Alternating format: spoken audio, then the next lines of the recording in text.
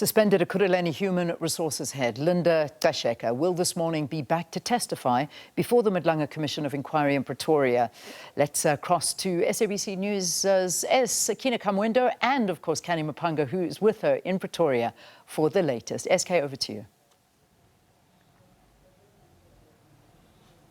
Well, welcome back to the Bridget Mabanda Justice College as the ground reverberates beneath us because there's a taxi going past and the base is on full blast. But of course, the action taking place in the building in front of us. Canny, you know, we've spoken about Linda Gxasheka and the evidence that she put before the commission yesterday. But there was some housekeeping before she even got to give her evidence, which pertained to witness F and the sick note matter. And this is, of course, something that seems to be becoming somewhat of a feature in phase 2 of these proceedings. But of course, the commissioner is trying to nip that in the bud.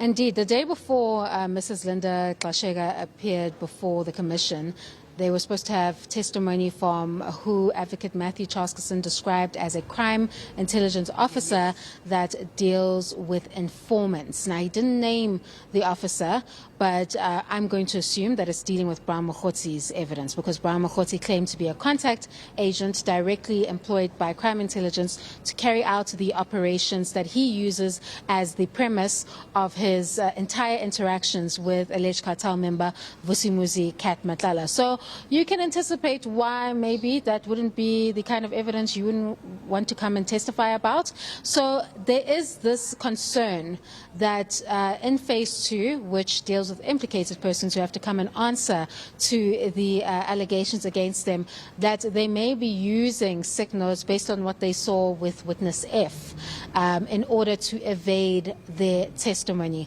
That sick note, there was an issue with it not being legible, but also it was just for one day, which is why I think it raised concerns for the Commission's bench. Also, even looking at possible solutions of having the doctors come and testify themselves if a witness can't come to the Madlanga Commission. Now, that is deliberate to ensure that phase 2 implicated persons see that you won't be able to rely on a sick note to evade your time on the stand if the Commission needs your input in order to finalize its work, that it just wants to nip it in the bud and have a stricter stance on phase 2 implicated persons. So one, you don't have these scheduling issues, and that the Madlanga Commission can complete its work in time and give that President his report. Because ultimately, even if it's not March 17th, the Commission will have to finish this work, and there will have to be reforms and recommendations and subsequent implementations, if that is the case, once the work is complete. Interesting, Canny, and I would imagine this is likely to have somewhat of a chilling effect on doctors as well, issuing those sick notes if they will be expected to come and appear to come and corroborate whatever it is that they are putting on those sick notes. Perhaps people would not be too keen to get involved in that. But as Canny said, we saw it with witness F, we saw it with the witness who was meant to appear this week on Wednesday, and it's going to be interesting to see whether we see any more sick notes brought to the Madlanga Commission, or whether it would be smooth sailing from here on in. That's it from me this morning here at the Madlanga Commission. But of course, Canny Maphanga, as she has been throughout, our eyes and ears here at the Madlanga Commission on day 69.